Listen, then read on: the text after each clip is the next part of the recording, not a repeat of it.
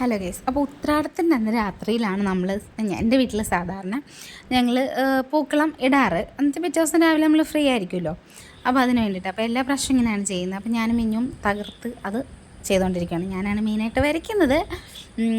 അങ്ങനെ അച്ഛനും അമ്മയും പെട്ടെന്ന് പൂവൊക്കെ പിച്ചി തരികയാണ്. അതൊക്കെ പൂവൊക്കെ പിച്ചി കഴിഞ്ഞിട്ട് പെട്ടെന്ന് വേണം പിന്നെ നമുക്ക് അച്ഛൻ വീട്ടിലേക്ക് പോകാൻ. അപ്പം കളമൊക്കെ വരച്ച് സെറ്റാക്കിയിട്ടുണ്ട്. പിന്നെ നേരെ പോയത് അച്ഛൻ വീട്ടിലേക്കാണ്. അവിടെ ചെന്നപ്പോൾ പിന്നെയും പോവും. അപ്പം അവിടുത്തെ പൂവിടലും ഞാൻ തന്നെ ഏറ്റെടുത്തു. അങ്ങനെ അവിടെയും ചെന്ന് വരച്ചു. എൻ്റെ രീതിയിൽ കഴിവെല്ലാം ഞാൻ പുറത്തെടുത്തിട്ടുണ്ട്.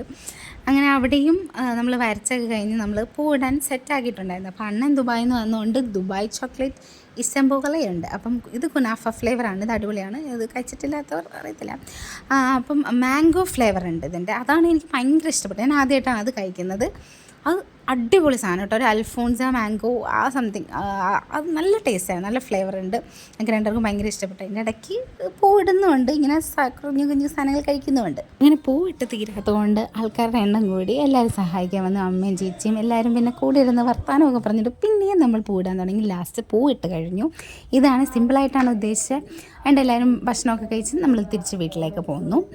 അപ്പം വീട്ടിൽ വന്നപ്പോഴാണ് ഫുള്ളി സ്ട്രെസ്സായിപ്പോയി. കാരണം നമ്മൾ പൂവിടാണ്ടാണല്ലോ പോയത്.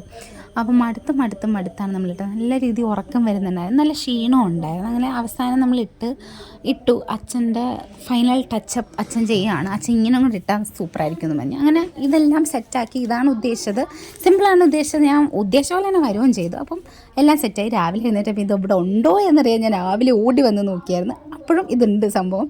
അങ്ങനെ കുളിച്ച് റെഡിയായിട്ട് രാവിലെ തന്നെ അമ്പലത്തിലൊക്കെ പോയി. ഇതാണ് എൻ്റെ ഓണക്കോടി. ഇഷ്ടമല്ലാണ്ട് മേടിച്ച് ഇട്ടാണ്. പിന്നെ ഓണസദ്യക്ക് കഴിക്കാൻ വേണ്ടിയിട്ട് അച്ഛൻ വീട്ടിൽ പോയി. എല്ലാവരും കൂടി ഇരുന്ന് ഒത്തിരി നാൾക്ക് ശേഷമാണ് ഇങ്ങനെ ഓണം എന്ന് വെച്ചാൽ സദ്യ ഒരുമിച്ച് ഇരുന്ന് ഉണ്ണുന്നത്.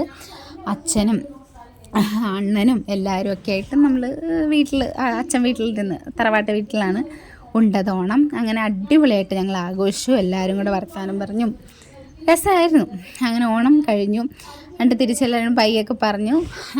അങ്ങനെ തിരിച്ച് പോന്നപ്പം അമ്മു ചേച്ചി വന്നു ഓണാഘോഷിക്കാൻ. അങ്ങനെ വന്നു പോന്നു.